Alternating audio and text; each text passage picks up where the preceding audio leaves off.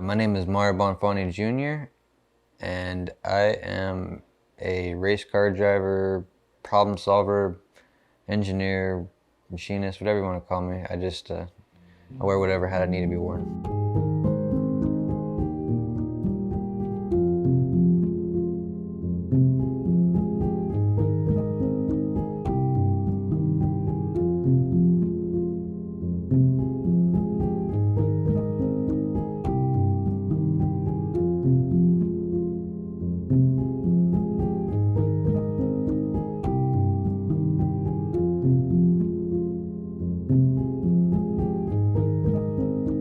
I've been racing cars professionally since 2012. Prior to that, I had an accident on a BMX bike and was racing since I was a kid. Got my pro license when I was 16 and then broke my neck at 17 in 2006.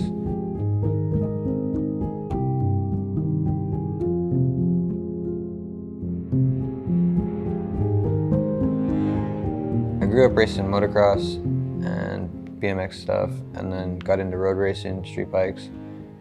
About when I was 14 and a half, 15, got introduced to it. Ended up being better at that than I was at motocross, and doors just started flying open in that direction, and that became my new profession. That wasn't really expected, as well as taking the turn that I did when I broke my neck and now race cars. So prematurely graduated in 2004. I always planned to do it, just didn't plan to do it so soon.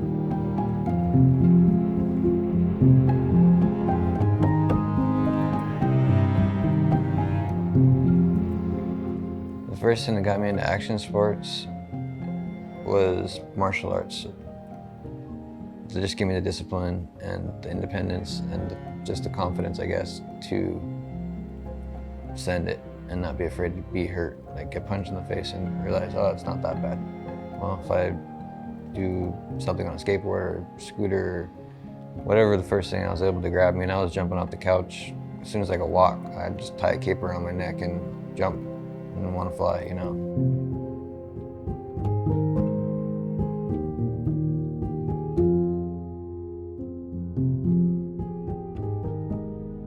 I got a call from one of my friends and they told me that they were building a 6-pack of jumps.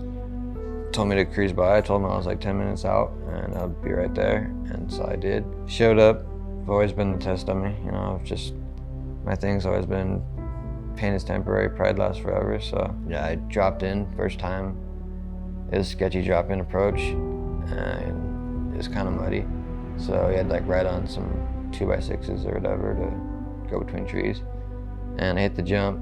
I mean, the jumps are no joke either. Like, well, half the kids that built them were doing Red Bull Rampage and professional mountain bikers now, and whatever professional bicycle riders and such.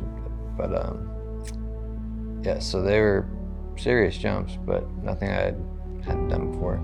So I hit it, threw me so far in the trees, I just kind of tripped out. Threw the bike away, landed flat bottom, and I'm like, oh man, like that was when the whole pride, ego thing set in. And I was like, I gotta like still like prove to myself that I got this. Went back up, dropped in again, hit the first one with more speed than I had before, because I figured I need more speed to make it as I progressively got bigger. And being that I did that, I missed the lip by like 2 inches, like the size of your iPhone essentially. And being that we weren't hitting it right there, it wasn't packed, so like the dirt was soft. Went through the lip, Superman dove into the next jump, faced the next jump in front of me, and woke up on the ground. Told my friends to roll me over, and like, you're face down in the dirt, we don't want to touch you, you know, like we don't want to mess you up anymore. And I'm like, well, yeah, I'm breathing in dirt, I'm face down, like roll me over, you guys my friends or what? And like, we're not gonna touch you. And I'm like, all right, well screw you then, I'm gonna do it myself. And that was the last thing I remember from being on the ground. I just remember trying to flip myself over and snapping out of my body, like just took like a full out-of-body experience, like 30 feet above. And yeah, I watched the fire truck get there, I watched the ambulance get there, I watched my parents show up, watched everyone kind of freaking out or whatever, running around, and watched them pull me off the trail. And it was all like, it was so blissful, it was so peaceful, there was no pain at all. Like, it was just the most, like I said, blissful thing I've ever experienced. So I was watching it all with this real bright entity next to me, and I just remember hearing, "Do you want to stay or do you want to go?" And I was just like, "Well, what do you mean? Do I want to stay or do I want to go?" Kind of question is that. Of course I want to stay, I'm not done yet. And I don't know if I verbalized it or thought about it or whatever, but that's the minute I thought or said that, I snapped back in my body, and I was laying on the gurney and looking up at my parents, and I remember them standing over me, and I just started apologizing and like just crying. And I still wasn't aware of the situation. According to the paramedics, I never lost consciousness once. I wasn't even aware of it.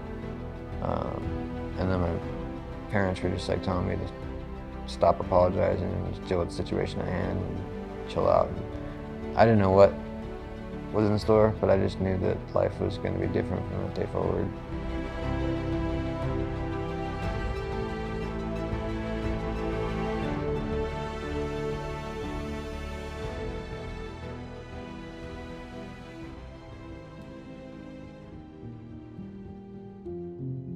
When I first got hurt, I didn't really know anything.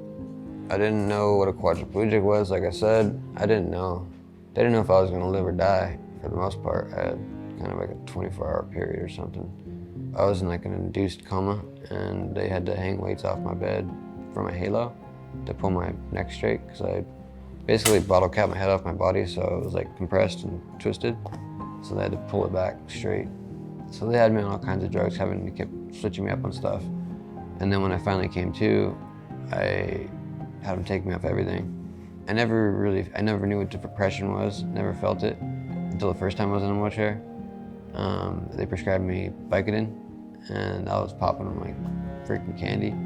Anyways, I remember my buddies going out for practice and me going to my room and like getting all pissed and teary-eyed and like getting all emotional and tripping out, like, what the hell is going on with me? What's going on? Like, went and asked my mom, and she's just like, it's the narcotics, it's the Vicodin. And I'm just like, what the hell? And they put me down to the rehab unit. I made them take me off all pain drugs. So they took me off everything. They're like, all right, you're gonna be asking for it back, and was what it was. I feel pretty strongly about pharmaceuticals. I don't believe in them at all. Yeah, so when it came to using cannabis for the first time, I was kind of hesitant. I asked my buddies at rehab, I was like, yo, what do you guys do for nerve pain, for spasticity, for this and that? And like, honestly, cannabis is the only thing that works. So it took me like about a month to actually try it. But the doctor actually offered it to me right out of the gate. He's like, do you want a medicinal card? I denied it at first, and told him like, no, I'm not a pothead, blah, blah, blah. I don't do that stuff and this and that. And didn't know the actual medical uses for it. So when I tried it, it was life-changing, honestly. It was like pretty impressive how much and how quick it did with just such a small amount. Yeah, it was kind of at that point I was a full believer, and undeniable as far as the medicinal use and fact of it, and I'll preach it to the world. I mean, I could demonstrate literally how it works and what it does for my body.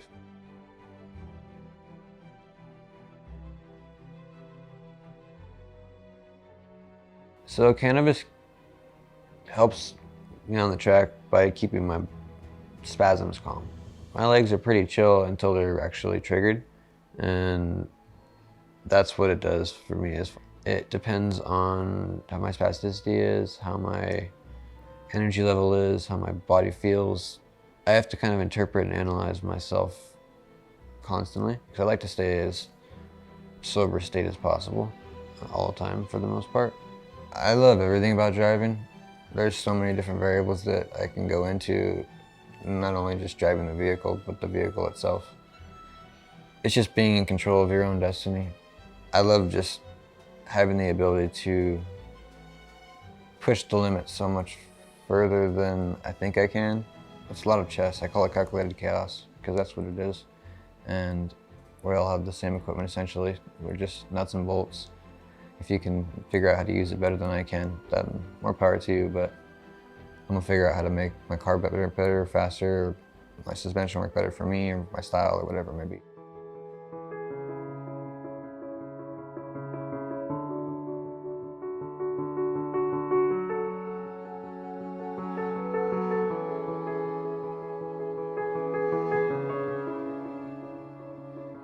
So the steering wheel that I created, I did out of necessity, obviously. So as a quadriplegic, I have no hand function.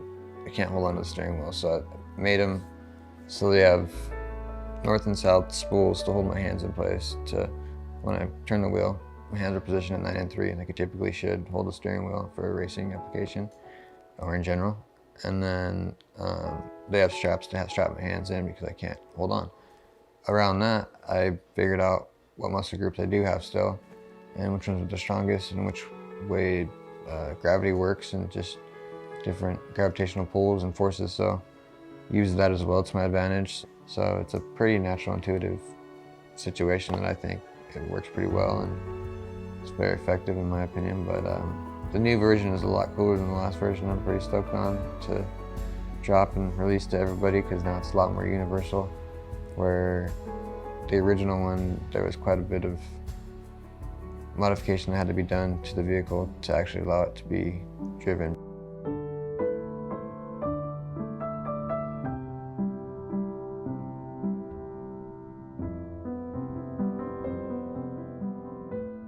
Jimmy and I met through a mutual friend of ours. We met at a friend's house, went to dinner, and the rest is kind of history. So been like brothers since. Jimmy's so passionate about the whole industry from A to Z that he wouldn't let one thing go unnoticed or untouched as far as if it can improve it. There's just no denying his passion for the product and its actual use. Yeah, it's just a very effective, undeniably effective product.